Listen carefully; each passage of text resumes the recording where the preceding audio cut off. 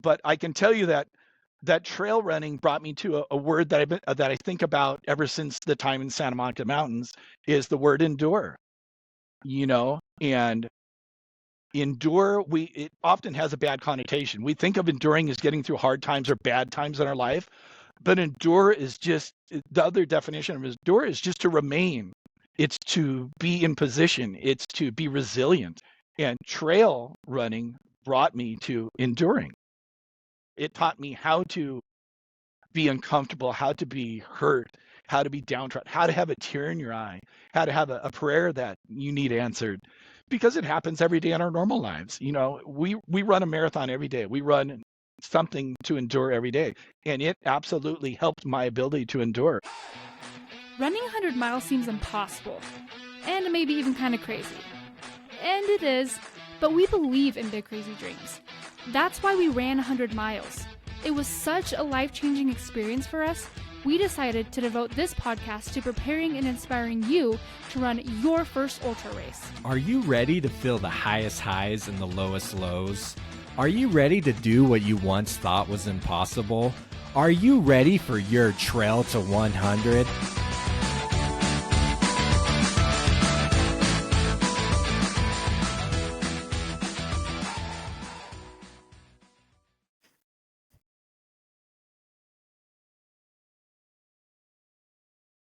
Thank you for joining us here today on Trail to 100, the podcast made to help you finish your first 100-mile race. Today is our final day, 7 of 7 of this week-long release of the Steps to a 100-mile race, where we interviewed people at different stages on their way to 100 miles. And today we had the opportunity to talk to Mark Fradd. Now, Mark is a longtime listener of the podcast and has become a longtime friend here to the Trail to 100 family. And so Mark just finished his first 100K last year, and he had the opportunity to share about what that was like running that in a barnyard or backyard ultra style. You guys will be able to tell through the conversation Mark is a very genuine, good man who's out there always trying to lift up and help others. And so it was great to catch up with him here in the podcast form. So let's get to it. Well, Mark, welcome to Trail to 100. You are a longtime friend of the podcast, and we are so excited to have you on. Well, thank you, Jacob. Thank you, Melody. Thanks for joining me in my backyard on a Thursday evening. It's so wonderful to have you guys here. Thursday evening in sunny California. Looks beautiful. Yeah. It's pretty tough. I've got the heavy weather clothing on and everything, but I'll probably survive out here. So yeah, you're probably sweating pretty good. I was just going to say, we have to add real quick that we've already been chatting for about half an hour as we finally start recording this podcast. So, we are catching up. Yeah. Exactly. It's been a second. Mark Fradd, everyone, is a Trail to 100, not only friend, but family member of this community. So thank you, Mark, for being a longtime listener. We're excited to talk to you. Now, how about you introduce yourself to our listeners? Give us a little bit of background of who you are. Well, thank you. My name is Mark Fradd, and I live in Southern California. And I've been running for about 12 years now. It was mostly on road in the beginning. I did 5Ks and 10Ks and all the exciting things and some street marathons. But I made the transition after listening to Melody and Jacob and the original Trail to 100 podcast in their roughness in their beginning stages. I think during COVID in like 2021, whenever the first ones came out on like a monthly basis, and I went, it's COVID and we're all kind of alone and we need something to do. And what better way to do it? Get out in nature and listen to you two. Work on your coaching techniques and your stories together was just priceless. And that's the kind of you drove me to the trails, you guys. So thank you. The kind of moderate trail ultra experience, some spectacularly unsuccessful, but some successful as well. So that's kind of the Mark Fradd story. So. Plus, Mark Fradd is a pickleball player and a professional bowler. Had to throw that in there. Oh, boy. I'll get in trouble for being called a professional bowler, but, it does help pay for pickleball. That's for sure. I like that Hey, pickleball stuff. that's It's good awesome, exercise. man. So Yeah. my chicken Good legs are a little cross-training. bigger from playing. Exactly right. My Yeah. chicken legs are a little bigger from playing pickleball. So it's all good. So, Mark, first off, I'm honored that we helped you transition to the trails. We saved a soul. You did. We saved a roadie. We saved a You did. roadie. A roadie, I love it. Our good friend Ryan Head's probably having a good laugh at that one right there. Ryan Head, that roadie. Former guest of the podcast, you guys can look up his episodes. But Mark, you talk about how you found our podcast and you decided to give trails a go. Like, how do you just give trails a go? Did you just decide like, hey, I'm going to go run on these trails, or was it I'm going to go sign up for a trail race? Like, how did that transition happen? Well, I always hate to admit it, but we live in a community that's kind of a rural community, and we have 4, 5, 6, 7, 8 miles of trails that are literally 200 yards away from my front door at our house. And we've gone for walks and bicycle rides through it, up and down the hills a little bit. But it's always been the perfect spot. But we have, even in this community, we have mountain lions and we have coyotes, large groups of coyotes. There's some wild dogs and stuff. And being a city person, I've been kind of a chicken, and I didn't get out there, and I really had to think about it. But it's been right at the access. I make a right turn at the end of my driveway, and I basically run out into this urban trail area. And there's 1,500 foot peaks and different things that are there, and there's lots of brush and different terrain. And it really turned out to be so beautiful. I look back and went, as I turn around from a hill and see my house and go, dude, why don't you ever just walk out here and go for a run? Instead, I used to drive an hour and a half or 2 hours to run with a group called the Santa Monica Roadrunners. Great training group. Californians very aware of it. And they'll walk you all the way through your first marathon experience. And I would travel every Saturday, and I'd drive 4 or 5 hours, and you drive up, run 20 Wow. miles, you're exhausted, you try to drive back without falling asleep in the car after you've eaten lunch. When basically, 100 yards later, I could walk out and I could go on a 20-mile trail run, literally right in the neighborhood. It was just a matter of listening to somebody who had so much enjoyment in it, like you guys did, and the guests that you guys had on. And I'm always a big Sally McRae fan. We've spoken about Sally McRae and her family. They grew up in the exact same place as we did. They lived where I lived. Cool. I was born where they lived, so our footsteps intermingle. Like to say I had some influence on her career, absolutely none at all. But You never but it was know. just the opportunity to do it. It was so easy. I kicked myself to why I didn't, because it's so much easier on your body than the streets do. Melody, you guys both know, being fast young people, a road marathon is much harder on your body than a 50K or a 50 miler is in the trail. So, Oh yeah, so that's kind of 100%. it. I'd like to say there's a good excuse there, but there really wasn't. It was just apathy and maybe a little scaredy cat in there too. So I think that's understandable. It is scary running on the trails by yourself. It is.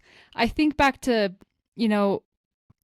it's funny how I didn't mean to bring this in, but it's just always going to come up because I guess this is the phase of our life. But it's funny how being a parent changes you, because I think back to when we first started trail running, and I go run 20 miles in the mountains all by myself, and I didn't even think about bringing bear spray or a little gun or anything like that. And I look back at myself now and I'm like, what was I thinking? And nowadays we got a dog to come run with us because we can't run together a whole bunch. Yeah. And that helps us feel safer. But running alone is scary. So it makes sense that you would drive a few hours to go run and be with people. So. Yeah, I agree. It's definitely there's definitely a feeling when you're alone. But when you're young, like you guys were, there's you're impervious to danger and peril. You just know that your frontal lobe isn't fully formed yet. Well, I believe your early podcast would prove that out, as you two ran a unsupported 100-miler during COVID and almost did yourselves in. So yes, I would agree 100%. With some significant gaps between aid stations. Yes. Yeah. Yes. Anyways. What were we thinking? It was awesome. Anyways. Made for a great story. Yeah. So Mark, you last year you accomplished the 100K distance.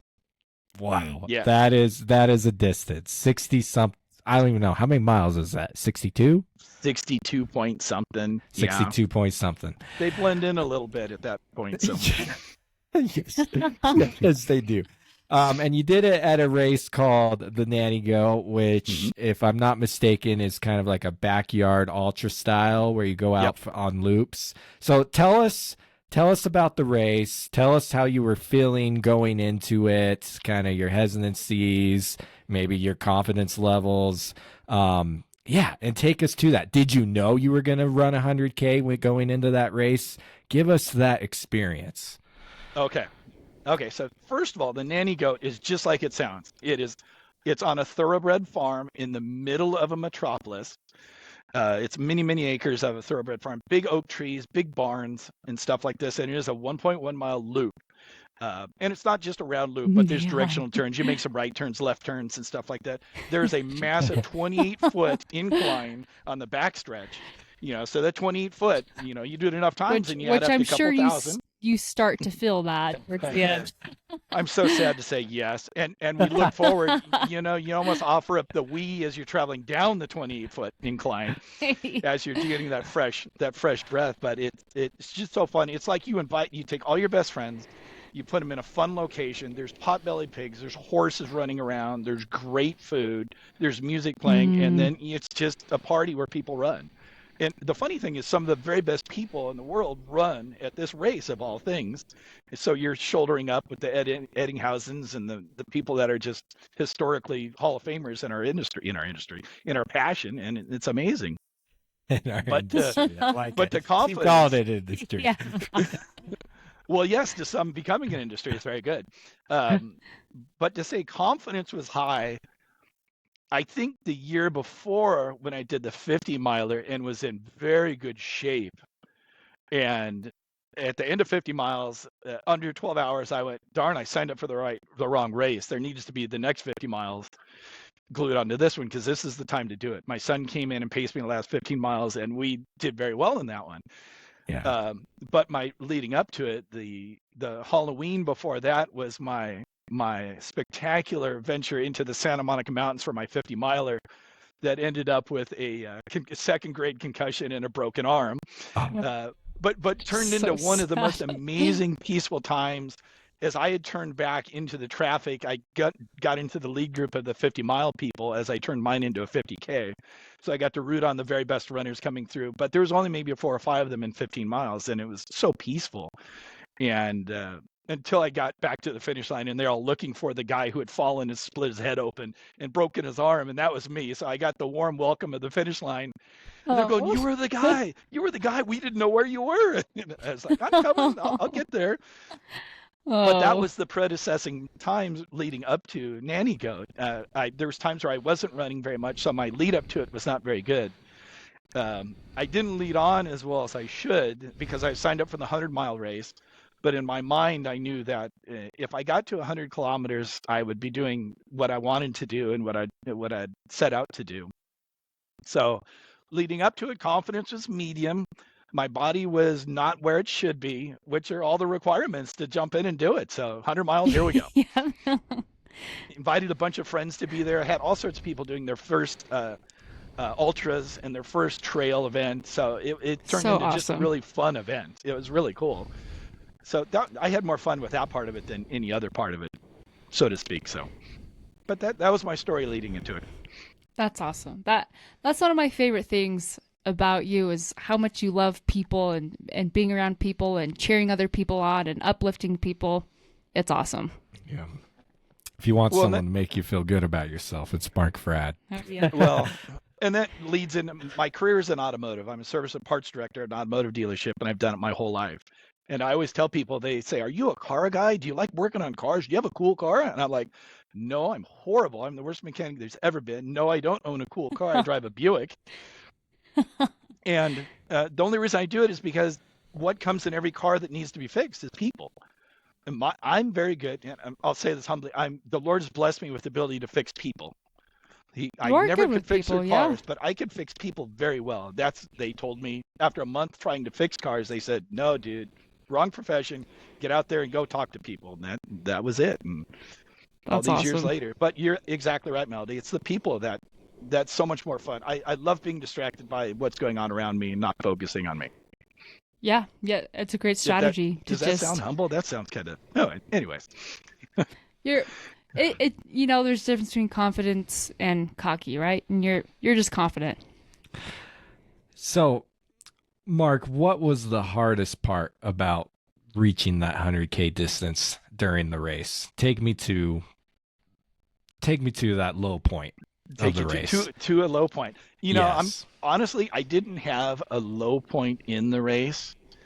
The hard part was the comparison to how effortless it was the year before to get to 50 miles, because it didn't come the same. The pacing was much slower because I had other people with me that we were getting to 50K in different measurements like that. So the time went much, much slower.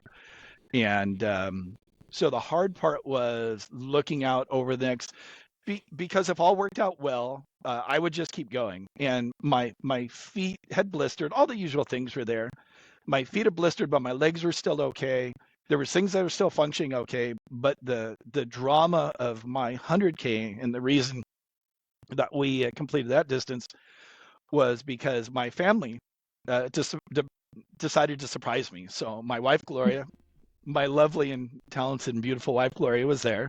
She showed up. My two oldest sons, my oldest son, Michael, and my youngest son, Marshall, were there. And they came down to surprise me. And to have them there, so they're there sitting in the sun, in the dirt, and then my wife's sleeping in a chair, all bundled up. My kids are like hanging out of car windows, and they're all grown up. My kids are 35 and 33. But the hardest part was then to watch people that you love be uncomfortable. And that affected me. I was like, I don't care if I do it to myself, because I'm around all these other people that's what they're there for. We've chosen to be uncomfortable for 24 hours or 30 hours, whatever it takes.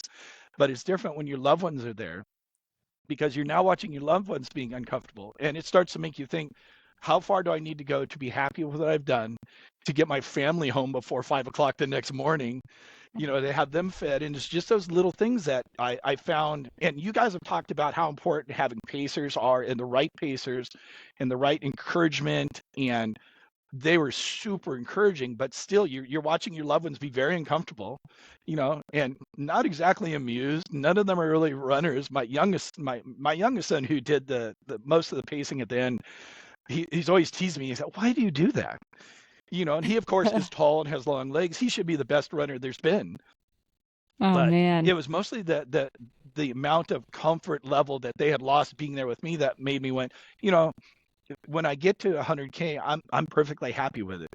We're going to call it great, but I guess the main difference was the comparison between the 2 years. One was effortless by myself and just other friends of like mind, and then the difference this year was having family there, kind of doing the pain and suffering with you. And it's like, I don't know how much pain and suffering I want them to go through. So that's why you two are so lucky, having each other, being so like-minded. It's like, she knows what I'm going through. Or Jacob's just thrown up in a bush. That's normal stuff. It's all good.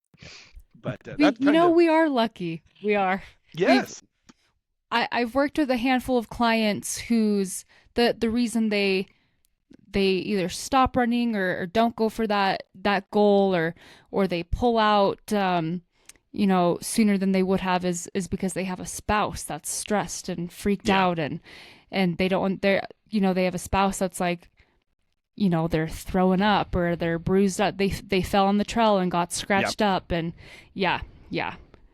Well, and that was the race in Santa Monica the prior year. They were my only crew, and they had caught me. They were supposed to catch me at 100 or at 50K, and I had to turn around and go the other way. So they waited 3 hours at the finish line, and they're getting stories from the other people saying, "Hey, the guy with his head bleeding and his arm broken is coming." So, they're, first of all, they're wondering, what the heck? Why would you want to do this? And, and it's just tough to put people through it that don't see the same pleasure. I thought it was my trip home from that race with the broken home and the broken arm and the concussion. That time I spent alone up in the mountains and then trying to cross this harrowing, vertigo-inducing bridge was the most peaceful time I've ever had on the trail. I'm a man of faith like you both are, and talk about every step of that journey, those 13, 14 miles, he was right there. And it was just a beautiful moment. He got me over the bridge. There's an hour talking about me getting across the bridge up there over this chasm. So devil's backbone that was called. That's a whole different podcast. So kind of my Wow. story, though. That's a I pretty gave special chills. experience, though. Yeah, That's a big reason. I know we've talked about this a lot on this podcast, but that's a big reason why we do this. When we have friends and family who are like, why do you do it? When you put yourself in those hard situations, when you're in nature, it brings you closer to God. It does. yeah. Very Yes, much it so. does. Yeah.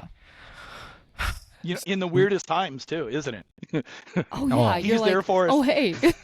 It's the most Exactly. unexpected times. Well, because usually often. we're going, no, I've got this. If you could just stay over to the side, I'm going right this way, Lord. It'll be Or fine. yeah, I've made my decision. I'm doing it this way, and all of a Yes. sudden something Yeah. just happens where it's like, Yeah.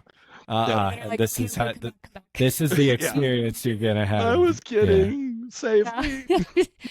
Okay, I do have to say this. So you know, you mentioned watching your family and you didn't like seeing them uncomfortable, and I also wanted to say what an awesome family who they were willing to be uncomfortable, and they're willing to curl up in a chair and hang out of their cars and be in the dirt and be in the sun to be there for you. Yep. What an awesome Yeah. crew. Yeah. And that's been part of the whole process getting past it, because they said, we wanted to be there for you, Dad. And, it makes you emotional just thinking about it. Mm. But how wonderful it is, and how stubborn I am to not let them go through that situation without, if it was planned, it would have been different, I think. But the surprise is what got me.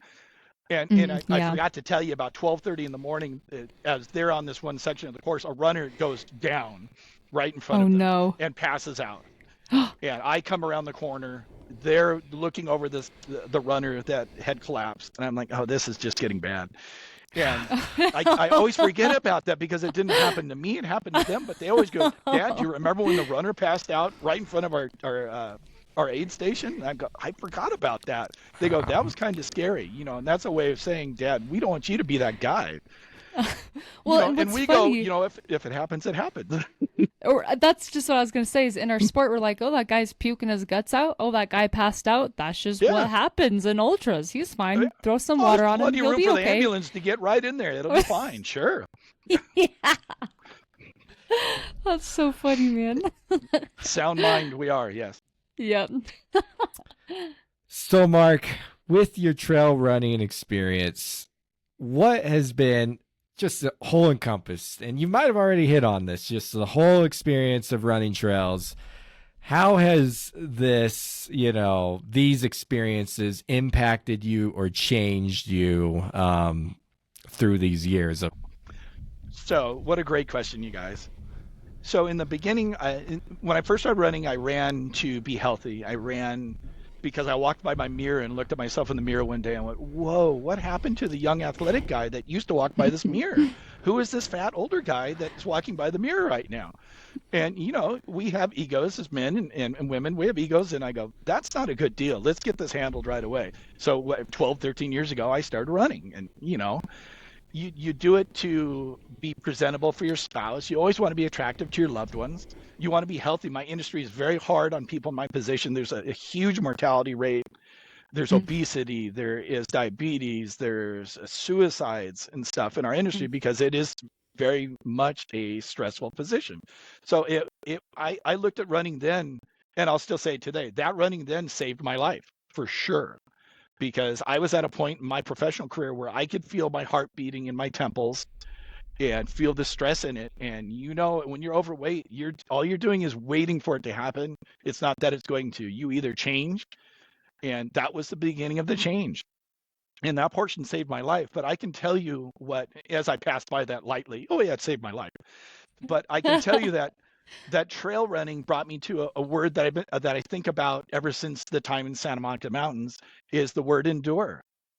And endure, it often has a bad connotation. We think of enduring as getting through hard times or bad Suffering, times in our yeah. life, but endure is just, the other definition of endure is just to remain. It's to be in position. It's to be resilient. And at my point in my life where I'm facing retirement and different things like that, endure is huge.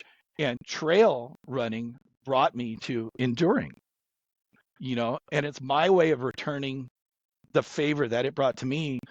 in some hard times that are going on and work-related things right now, because I can endure. It taught me how to be uncomfortable, how to be hurt, how to be downtrodden, how to have a tear in your eye, how to have a prayer that you need answered, because it happens every day in our normal lives. We run a marathon every day. We run something to endure every day, and it absolutely helped my ability to endure.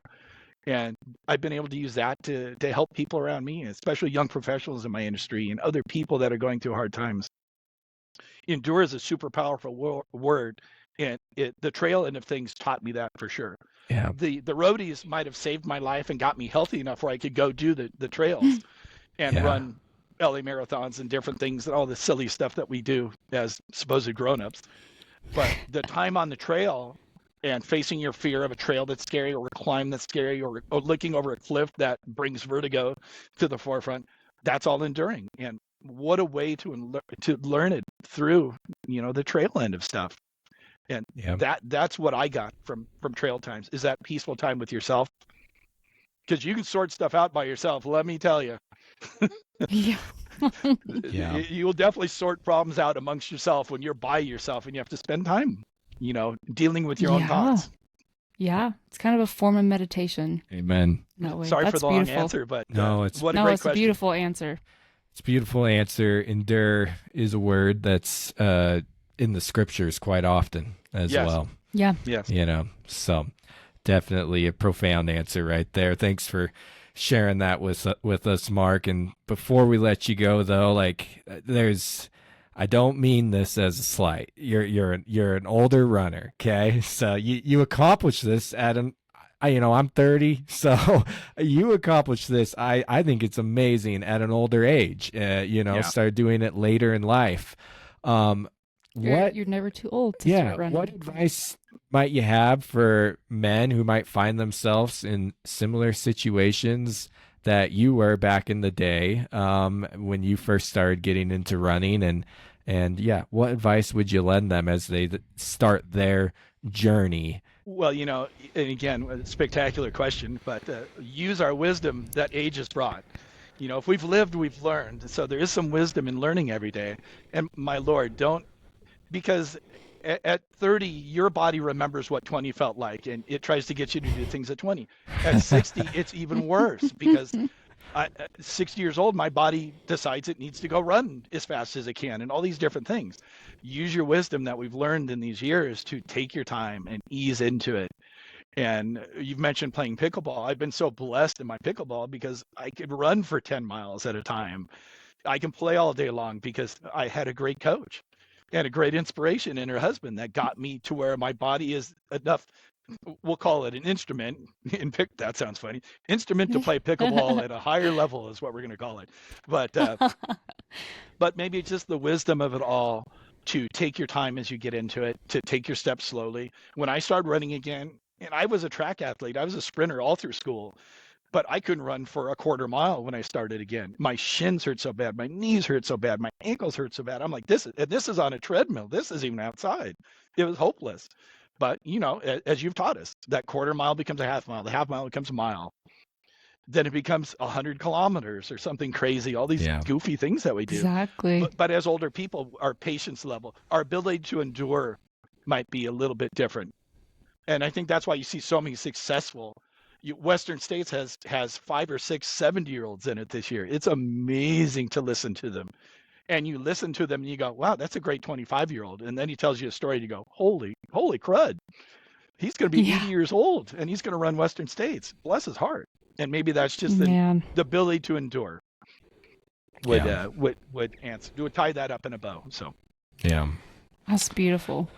Well, Mark, thank you. It's been a pleasure to talk with you again, to reconnect, and keep on being you, Mark, because you compliment me as an inspiration, but you're our inspiration. It's right back at you, you Mark, and I mean that. You're a great guy. You uplift people around you, and I think that's the best thing that anyone can ever do. So thanks for sharing your light with us tonight. Thank you both. Yeah, keep going, you guys. It's so fun to watch your careers go and see your family grow, and little Travis, and all the things that are coming your way.